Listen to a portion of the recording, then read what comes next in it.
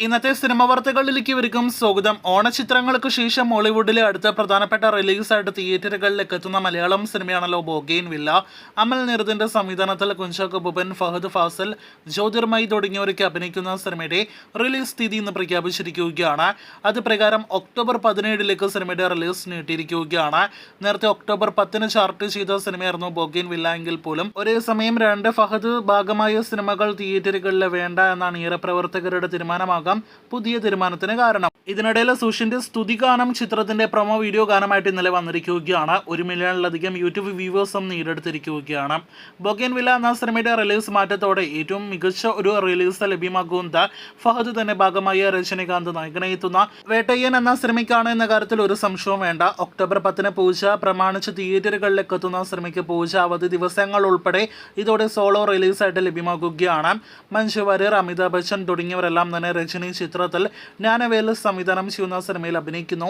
കാത്തിരിക്കാം സിനിമയുടെ കൂടുതൽ അപ്ഡേറ്റുകൾക്ക്. അടുത്ത റിപ്പോർട്ട് തെലുഗു സിനിമ ഇൻഡസ്ട്രിയിൽ നിന്നും ശങ്കർ സംവിധാനം ചെയ്തു വരാനിരിക്കുന്ന രാംചരൺ സിനിമയെക്കുറിച്ചാണ്. ഗെയിം ചേഞ്ചർ ഈ വർഷം ഡിസംബർ 20 തിയേറ്ററുകളിലേക്ക് എത്തുന്നു. RRR, ആചാര്യ തുടങ്ങിയ സിനിമകളിൽ അഭിനയിച്ച രാംചരന്റെ അടുത്ത തിയേറ്റർ റിലീസിനൊരുങ്ങുന്ന തെലുഗു പാൻ ഇന്ത്യൻ സിനിമ കൂടിയാണ് ഗെയിം ചേഞ്ചർ. നാളെ സെപ്റ്റംബർ 28 സിനിമയിലെ രണ്ടാമത്തെ സിംഗിൾ പ്രൊമോ വീഡിയോ പുറത്തുവരും. ബോളിവുഡിൽ നിന്നും ഇനി അടുത്ത വമ്പൻ റിലീസ് അതല്ലെങ്കിൽ പ്രധാനപ്പെട്ട റിലീസ് നോക്കി പറയാവുന്ന റിലീസ് ആലിയ ഭട്ടിന്റെ ജിഗ്ര എന്ന സിനിമയുടേതാണ്. ചിത്രം ഒക്ടോബർ 11 പൂജ പ്രമാണിച്ച് തിയേറ്ററുകളിലേക്ക് എത്തും. ത്രില്ലർ സിനിമയുടെ ട്രെയിലർ കഴിഞ്ഞ ദിവസങ്ങളിൽ റിലീസ് ആയിട്ടുണ്ട്. സ്ത്രീ 2 ശേഷം ബോളിവുഡിൽ നിന്ന് വരാനിരിക്കുന്ന അടുത്ത വമ്പൻ ഹൊറർ കോമഡി എന്റർടൈനർ സിനിമയാണ് ഭൂൽ ഭുലയ്യ 3. ദീപാവലി റിലീസായിട്ട് ഒക്ടോബർ അവസാന വാരത്തോടെ തിയേറ്ററുകളിലേക്ക് എത്തുന്ന സിനിമയുടെ ടീസർ ഇന്ന് റിലീസായിരിക്കുകയാണ്.